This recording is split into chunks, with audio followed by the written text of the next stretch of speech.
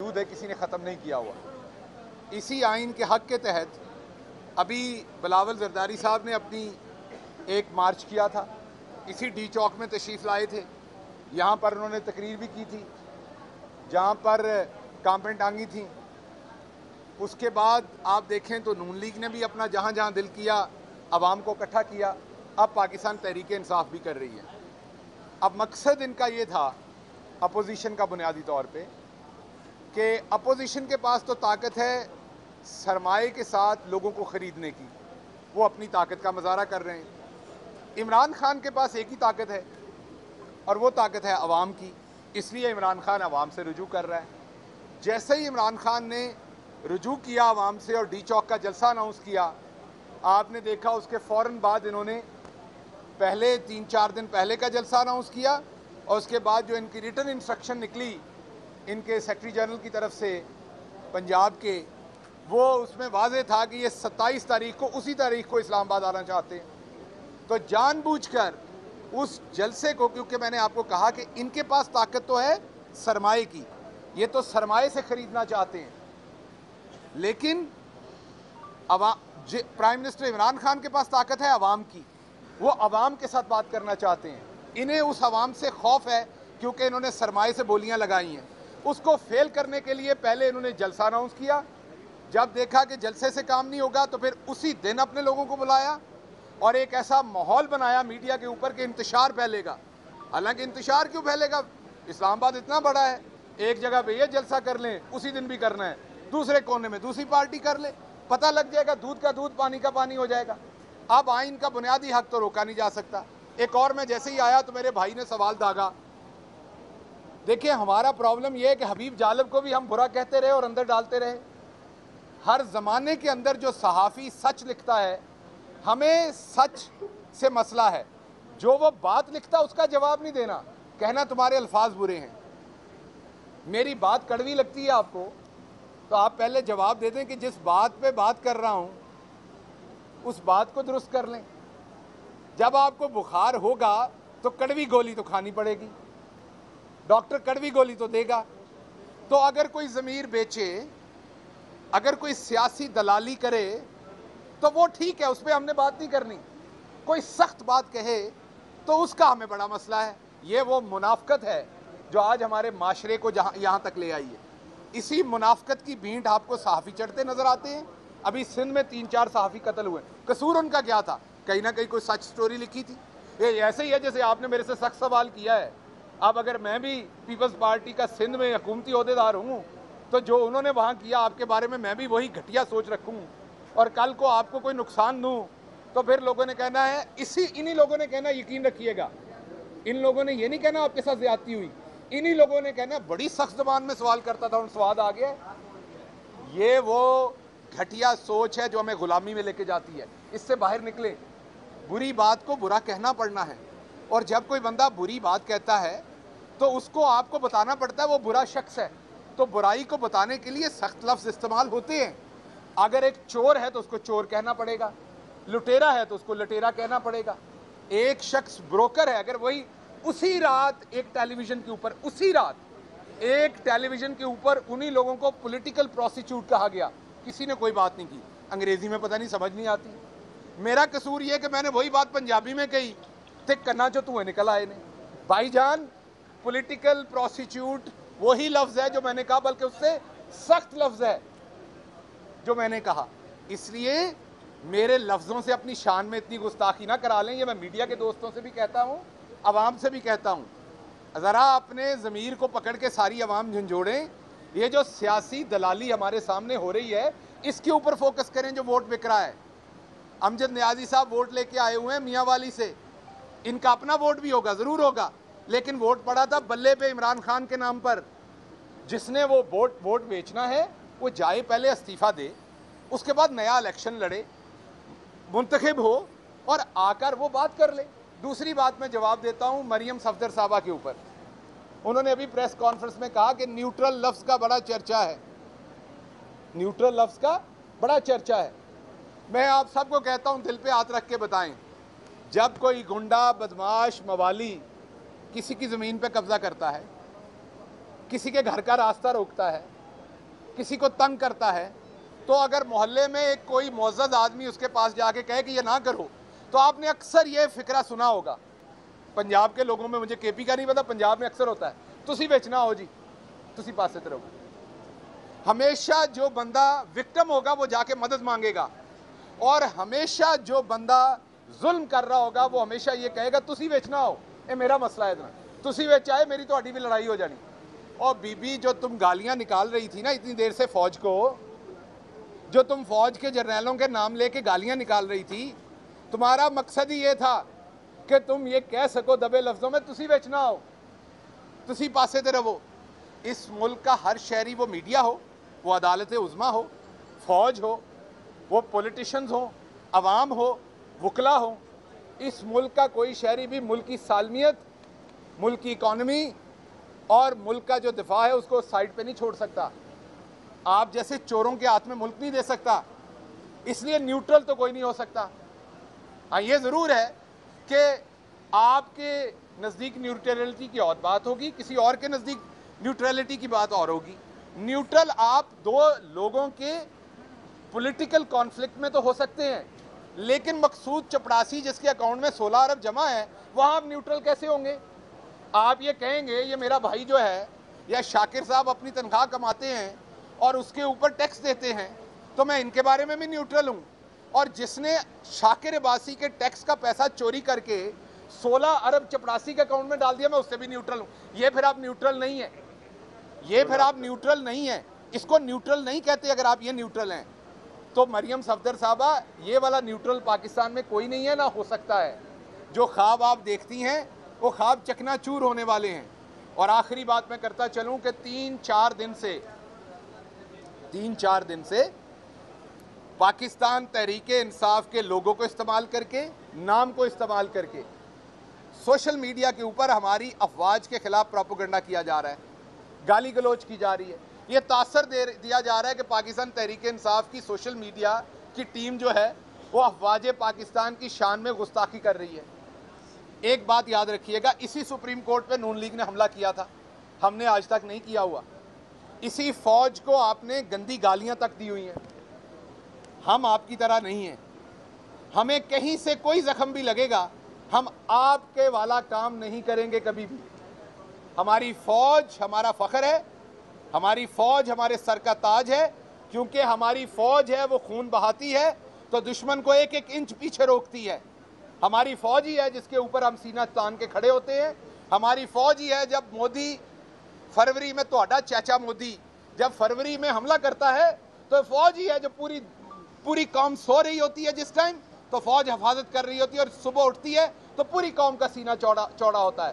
तो आप जिस तरह का मर्जी सियासी माहौल पैदा करें, अपने पेड वर्कर से तहरीक इंसाफ का नाम लेके जिस तरह का मर्जी हमने एक तफसीली रिपोर्ट बना ली है, हम FIA को वो देने जा रहे हैं। इन्वेस्टिगेट होके आपके लोगों के खिलाफ कार्रवाई करेंगे जो ये काम कर रहे हैं हमारा नाम लेके।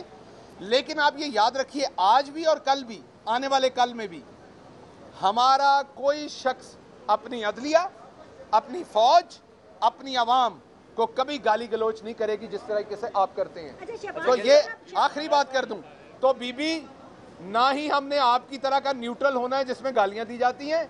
ये गालियां देने और गालियां लेने वाली न्यूट्रलिटी आपको मुबारक हो, हमने ऐसा न्यूट्रल नहीं होना। और ना ही हमारा सोशल मीडिया का कोई वर्कर ये काम करेगा, क्योंकि उनको पता है इमरान खान का दिल, इमरान खान का दिमाग अपनी फौज के साथ है, क्योंकि इमरान खान इस मुल्क का सबसे बड़ा दिफा करने वाला है और हम अपनी फौज के खिलाफ कभी ऐसी बात नहीं कर सकते। ये बता दें कि ज़मीर फरोशी के ऊपर जो अरकान थे उनको आपने कहा कि ये ज़मीर फरोश है, लेकिन दूसरी एंड पर आप लोग उनको कह रहे हैं कि आप वापस पार्टी में उनको आने की हम बुलाते हैं और वापस आ सकते हैं। तो उस वक्त PTI का ज़मीर किधर जाएगा अगर यही ज़मीर फरोश पैसे लेने के बाद दोबारा आके PTI को वोट दें और खान साहब को वोट देंगे? उस टाइम आप PTI का साथ देखिए, अभी जी मैं वही बात हो। देखिए, बात ये है, यहाँ बड़े प्रोपेगेंडे किए जाते हैं।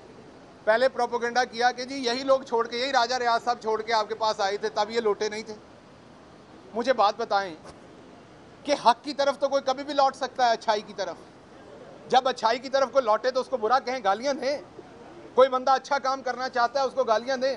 मेरे से कोई कानून सरजद हो जाए, मैं जज साहब के सामने जाके माफ़ी मांगूँ, कहूँ जी मैं बंदे का पुत्र बनने को तैयार हूँ, तो वो मुझे कहें नहीं बड़ा अब गलत काम कर रहे हो, पहले सही काम कर रहे थे। गलत काम गलत होता है, गलत साइड को छोड़ के सही साइड पे जाना हमेशा अच्छा होता है, पहली बात। दूसरी बात, सुन लीजिए बात सुनिए, उनका सवाल सुन लीजिए। कुरान में बड़ा वाज़े अल्लाह की ज़ात ने लिखा हुआ है कि मोमिन जितनी बार भी तौबा करेगा मैं उसे कबूल करूंगा। तौबा करो, सही रास्ते पे आओ। मोमिन की बात हो रही है। हम ये कह रहे हैं आपको कि आपको क्या हमारा रब नहीं कहता आओ हक की तरफ लौट आओ? तो क्या हम सब रब के पैगाम की तबलीग करने वाले नहीं हैं? क्या हमारा काम नहीं है किसी को हक की तरफ लौट आने का? तो जिनको हम ज़मीर फरोश कह रहे हैं, अगर अभी उन्होंने फाइनल एक्ट तो नहीं किया, अगर वो ये ज़मीर फरोशी से बाज आएं, अपनी इस गलती को समझें और वापस आएं, तो हर लिहाज से उनका जो जुर्म है वो धुल जाता है। वो मजहब के हिसाब से भी धुलता है, वो कानून के हिसाब से भी धुलता है, क्योंकि उन्होंने अभी जुर्म सरजद उस तरीके से नहीं किया।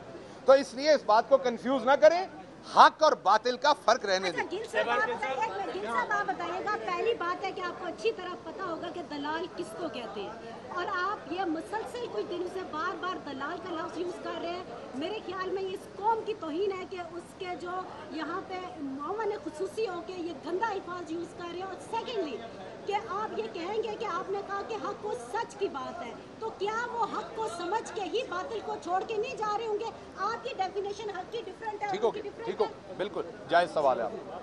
देखिए, बात यह है कि अक्सर जो यूफेमिज़म्स हैं और लिंग्विस्टिक्स है, उसमें हर जगह की अपनी बात होती है। मैं छोटी सी बात बता देता हूँ आपको, मुझे भी चंद दिन पहले पता लगा, पहले पता नहीं था। हमारे पंजाब में जब किसी खातून का शौहर फौत हो जाता है तो उसको रंडी कहा जाता है। पंजाब में जब किसी खातून का और जब मर्द का फौत होता है तो उसको रंडवा कहा जाता है। कराची में मुझे मेरे एक साफ़ी दोस्त ने कहा ये गाली है। तो बात यह है कि ब्रोकर जो होता है, जिसको अंग्रेजी में ब्रोकर कहते हैं, उसे पंजाबी में दलाल कहते हैं। नहीं, मैं बता रहा हूँ, आप पंजाबी नहीं हैं, मैं आपको एक्सप्लेन कर रहा हूँ। तो इसलिए मैं बात बता दूं, अगर आपको किसी किस्म की इस बात से बुरा लगता है तो मैं माजरत कर लेता हूं, लेकिन मेरा पर्पस बिल्कुल ये नहीं, मेरा पर्पस ब्रोकर कहना है और कोई नहीं।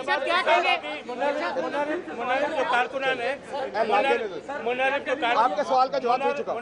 जो एमएनएज है, आपके सवाल का जवाब बगैर मुनर्रिफ एमएनएज वो जुर्म अभी नहीं कर पाए, अभी जुर्म वो सर्द नहीं हुआ, तो उससे पहले आप सजा के लिए यहाँ पे आए हैं। क्या आप पुरुमीद हैं कि सुप्रीम कोर्ट मुश्किल कुशाई करेगी पीटीआई की? देखिए, ये पीटीआई की मुश्किल कुशाई नहीं है, ये फैसला करना है अदालत ने कि क्या ज़मीर पाकिस्तान के अंदर बिकते रहेंगे जैसे पहले आपके सामने सेनेट में बिके, आपके सामने हर दफ़ा होता है। मुझे एक बंदे ने किस्सा सुनाया, मुझे एक बड़े सीनियर लीडर ने किस्सा सुनाया कि उन्होंने अपना ही बंदा ख़रीदना था क्योंकि वो किसी और के पास बिक चुका था। ये गौर से सुनिएगा, उन्होंने अपना ही बंदा ख़रीदना था कि भाई जिस निशान पे वोट लेके आए उसी को वोट डालो। तो उसने कहा मुझे तो फलां ने पैसे दे दिए। उन्होंने कहा अच्छा भाई तुझे देते हैं, तू सही जगह पे वोट डाल दे। तो उसने कहा नहीं, मैं तो कुरान पे हाथ रख दिया है, उस पार्टी से पैसे लेके क्या पैसे नहीं लूँगा। तो थोड़ी देर सोचने के बाद कहता है अच्छा कुरान पे हाथ तो मैंने रखा है ना, मैं पैसे नहीं लूँगा, मेरे बेटे को दे दें। तो ये जो आपको कुरान उठाते हुए दोस्त नज़र आते हैं ना कहीं, मैं इनसे कहूँगा कुरान को इसमें ना लाएं, सबको पता है क्या हुआ है। आपने ज़रूर अपने हाथ से पैसा नहीं पकड़ा होगा, किसी और ने पकड़ा होगा। आपने ज़रूर अभी पैसा नहीं पकड़ा होगा, आपकी डील हुई होगी कि आपको टिकट मिलेगी, फिर आपको 20 अरब का ठेका मिलेगा जिसमें से इतने % पे आप कमीशन लेंगे और वो आपका पैसा होगा। तो ये मैं वो वर्ड दोबारा चले नहीं कहता, ब्रोकर कह देता हूँ अंग्रेजी में, पंजाबी में हम वही कहते हैं। मैं आपको बता रहा हूँ, मैं बता रहा हूँ आपको। तो बात ये है, मैं बताता हूँ, बात ये है नहीं, वो आपका रवैया ना, आप मेरे पे अपनी जुबान नहीं थोप सकती मैडम, मैं आप पे नहीं। आपको अभी एक मिसाल दी मैंने पंजाबी की और कराची की। आपने लिंग्विस्टिक की बात की, पार्लिमानी निज़ाम और गली मोहल्ले की जुबान में कोई फर्क है क्या? गली मोहल्ले की जुबान स्टूडियो में यूज हो सकती है कौमी टेलीविजन पर? देखिए, मैं दोबारा आपको ये बताया कि हर बंदे का, मैंने अभी आपको एक मिसाल दी, पाकिस्तान पंजाब की और कराची की। एक लफ्ज़ जो बड़ा नॉर्मली इस्तेमाल होता है आपके यहाँ वो गाली है। तो ये लिंग्विस्टिक है, इसको अपनी तरह से इंटेंट चेक करें। इंटेंट मेरी वही है कि ये सियासी ब्रोकरी हो रही है, आपको उससे कोई नहीं जो ज़मीर बेच रहा है। शहबाज गिल ने सख्त लफ्ज कह दिया। और भाई शहबाज गिल तो कल को वापस ले लेगा लफ्ज अपना, आपसे माजरत कर लेगा। आपने क्या करना है, वो जो ब्रोकर है उनका क्या करेंगे? आपके अरकान ने पैसे लिए, रेफरेंस दायर हुआ है, एडवाइजरी ज्यूरिडिक्शन है सुप्रीम कोर्ट की, प्रेसिडेंट ने रेफरेंस दायर किया है, उसमें मैं वकील नहीं, मैं वकील पाकिस्तान तहरीक इंसाफ जो है बुरहान से कोर्ट में आई है इस सारे मामले को लेकर, और तमाम सियासी जमातें यहाँ पे मौजूद हैं। अच्छा जी, इस बहरान से आपका जो सवाल है कि इस बहरान से हम कैसे निकलेंगे, तो मैं आपको ये बता दूं कि इंशाल्लाह इस बहरान से अगर कोई जमात मजीद ताकतवर होकर निकलेगी, अगर कोई लीडर मजीद ताकतवर होकर निकलेगा तो वो इमरान खान है। यहाँ पर बहुत सारे दोस्त जिनको इमरान खान पसंद नहीं है, उनके चेहरों पे भी मुझे पढ़ा जा रहा है कि उनको अंदर से पता है कि इसमें इधर जाएं या इधर जाएं, इसमें फ़ायदा इमरान खान का है। मुसीबत ये कि आपको ये बात पसंद हो या ना पसंद हो, अल्लाह का फैसला यही है। हालात ऐसे पैदा कर दिए हैं, वो जो कल तक कहते थे कि जमहूरियत चाहिए, वोट को इज्जत चाहिए, आज वो वोट खरीद रहे हैं। वो जो कल तक गालियां देते थे, आज वो दूसरों को वही गालियां देने का झूठा इल्ज़ाम दे रहे हैं। अल्लाह अल हक है, अल्लाह ने सब कुछ शामिल कर सामने कर दिया। और दूसरी बात है, मैं वो आवाज़ हूँ जो आम आवाम की आवाज़ है, आम आवाम की आवाज़ जिसको आप गली मोहल्ले की आवाज़ कहते हैं। बिल्कुल मैं गली मोहल्ले की आवाज़ हूँ। आप रखें अशराफिया की ज़ुबान टेलीविज़न पे, मैं आवाज़ दूंगा गली मोहल्ले की आवाज़। आपको वो गाली लगती, वो गाली नहीं है। आपका किरदार और एक्ट गाली है इस कौम के लिए जब आप वोट खरीदते हैं। वो लफ्ज ब्रोकर जो है वो गाली नहीं है, जो आप ब्रोकरी कर रहे हैं वो गाली है। तो आप होंगे अशराफिया, मैं अशराफिया नहीं हूँ। मैं वो बात करूंगा जो आवाम करती है और आवाम सुनना चाहती है। वज़ीर-ए-आज़म ने ये कहा था कि वज़ीर-ए-आज़म ने कहा था कि अगर आप मेरे मेंबरान को पैसे मिल रहे हैं तो पैसे ले लें, और उन्होंने तो ले लिए हैं। मेरा सवाल ये है कि वो जो जिनको आप ब्रोकर कर रहे हैं वो वापस आ जाते हैं तो गले लगाएगा गिल उन्हें? मैंने पहले भी कहा आपको कि जब भी कोई अपनी गलती से वापस आता है, मोमिन बनता है, तो आप गले भी लगाते हैं, उसका शुक्रिया भी अदा करते हैं। मैं करूंगा जाके, मैं उन्हें कहूंगा कि आपने बड़ा अच्छा काम किया, अपनी गलती सुधारी। जिन्होंने हराम के पैसे लिए, अकॉर्डिंग टू यू, जिन्होंने हराम के पैसे लिए, वो वापस आ जाते हैं तो उनके पैसे हलाल हो जाते हैं। जिन्होंने पैसे ले होंगे ने वो फिर वापस बगैर पैसे दित्तियां तो नहीं आउंदे। जदों एक मिनट जदों रकमां खर्च कीतियां होण ना ते अगले छड्डदे नहीं, फिर रकम वापस करनी है। जे दादा एवें नहीं लुटाइयां जांदियां।